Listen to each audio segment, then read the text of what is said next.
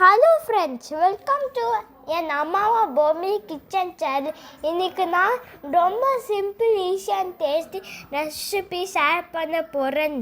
இன்றைக்கி recipe name மட்டுமா ஸ்நாக்ஸ்க்கு perfect இருக்கும்.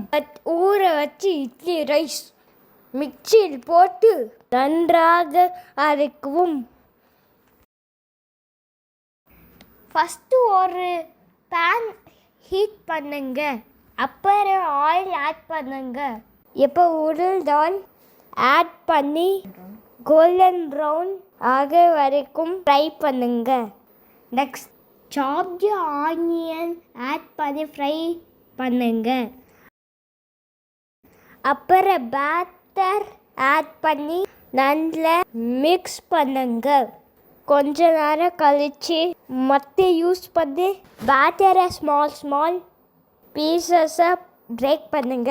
இப்போ தேவையான அளவு வெல்லம் ஆட் பண்ணி நல்லா மிக்ஸ் பண்ணுங்க. இப்போ டேஸ்டியாக இருக்கிற மட்டுமா ரெடி டு சர்வ். இந்த ரெசிபி உங்களுக்கு பிடிச்சிருந்தால் please like, share and subscribe. Thank you.